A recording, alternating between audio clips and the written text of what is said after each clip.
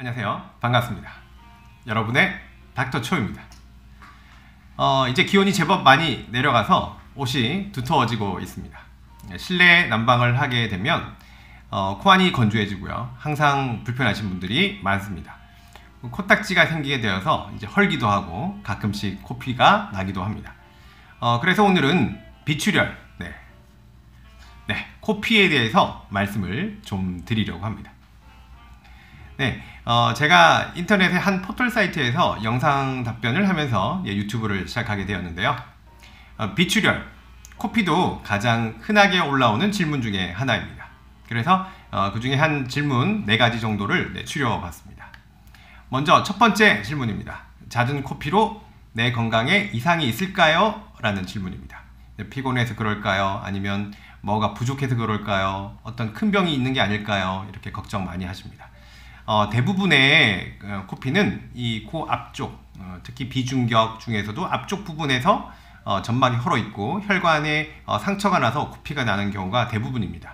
그래서 건강에 대해서 너무 걱정하지 마시고 먼저 가까운 이비인후과에 가보시기를 추천해 드립니다.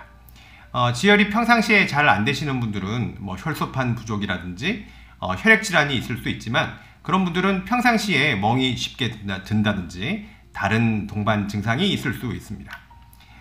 그래서 너무 크게 걱정하지 마시고 일단 코안을 먼저 확인해 보시기 바랍니다. 그리고 두 번째 질문은요, 코피 날 때 어디를 눌러야 하나요? 입니다. 저도 중고등학교 때 코피가 많이 나서 잘못된 방법으로 이제 누르곤 했었는데요. 요렇게 하시면 안 됩니다. 코피가 이제 코 뒤쪽으로 넘어가면서 비강내, 코 안에 잔뜩 고이게 됩니다. 그러면 막 덩어리로 피 덩어리가 나오게 되죠. 그리고 이제 반대쪽으로 넘어가서 이제 쌍코피가 터졌다고 막 이렇게 당황하기도 합니다. 그리고 누르는 부위도 여기를 누르시면 주로는 코피가 여기서 나는데 엉뚱한 부위를 누르게 되니까 저절로 지혈이 될 때까지 계속 피가 나게 되는 겁니다. 그래서 이렇게 누르셔야 됩니다. 이렇게 고개를 앞으로 숙이시고 콧볼 쪽을 이렇게 잡으시는 거죠. 이렇게 해서 넉넉 잡아 한 5분 정도 누르면요, 웬만한 코피는 다 지혈이 됩니다. 세 번째 질문. 자꾸 코피 나는데 이비인후과에 가야 할까요? 아니면 집에서 막을까요? 입니다. 지금은 밤인데 응급실에 가야 할까요? 라고 질문을 주시기도 합니다. 보통은 이제 10분에서 한 20분 정도는 제가 말씀드린 방법으로 지혈을 시도해 보시기 바랍니다. 고개를 앞으로 숙이고 콧볼 쪽을 이렇게 잡고 지혈을 시도해 보시고, 그런데 20분 이상 난다, 그리고 한 100cc 이상, 컵으로 보면 한 반컵 이상 피가 계속 난다, 이러면 또 조금 큰 병원에 갈 걱정을 하셔야 됩니다. 그런데 피 나는 양상도 좀 중요한데요. 이렇게 뚝뚝뚝뚝뚝뚝 이렇게 많이 떨어지고 또 어느 순간 또 멎었다가 다시 또 뚝뚝뚝뚝뚝 이렇게 떨어지는 코피는 사실 이제 미세 혈관이지만 약간 동맥에서 나는 코피는 피 양이 많습니다. 이런 경우는 또 병원에 갈 필요가 있습니다.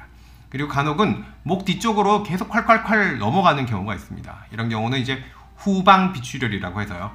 이런 경우는 이 코 뒤쪽에서 나는 코피이기 때문에 입원 치료가 필요한 경우도 있습니다. 이게 지혈하려면 고무 풍선 같은 걸 넣어서 이렇게 팽창시켜서 지혈을 하는데, 이런 경우는 통증도 심하고 입원 치료가 필요한 경우도 있습니다. 그리고 이제 응급실 가시기 전에는 사실 그 병원에 이비인후과 의사를 만날 수 있는지가 중요합니다. 보통 응급실에 가면 이제 응급의학과 선생님만 만날 수 있는 병원도 있습니다. 그러면 그냥 바세린이나 이런 패킹하는 재료로 코만 막고 옵니다. 그러면 이제 밤새 그걸 막고 있으니까 굉장히 힘드시겠죠? 요런 재질의 코피 지혈하는 재료가 있는데요. 래피드 라이노라고 하더군요. 요걸로 막고 오시면 비용이 13만원 정도 든다고 합니다. 저는 듣고 깜짝 놀랐습니다. 그냥 바세린 꺼주로 막아도 될 텐데 이런 재질을 쓰는데, 저도 왜 이런 비싼 재질을 쓰는지는 잘 모르겠습니다. 그래서 이제 네 번째 질문 넘어가면요, 코피가 자주 나는데 코를 찢어야 할까요? 라고 이제 질문을 주십니다.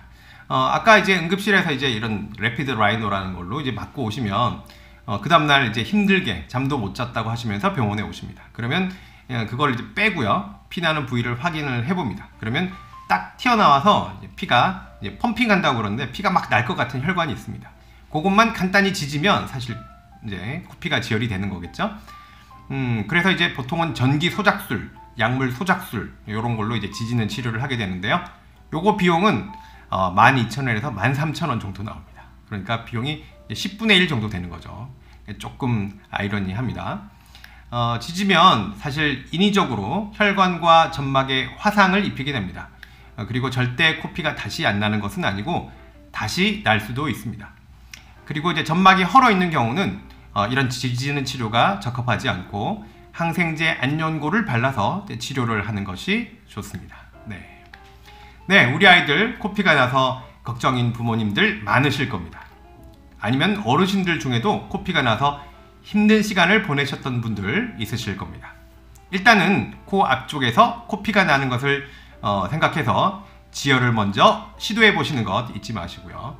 아이들은 특히나 코 앞쪽 혈관이 헐어서 피가 많이 나니까 안연고를 아침 저녁으로 면봉으로 이렇게 발라주시면 좋겠습니다. 네, 건강한 하루 보내시고요. 다음에 또 뵙겠습니다.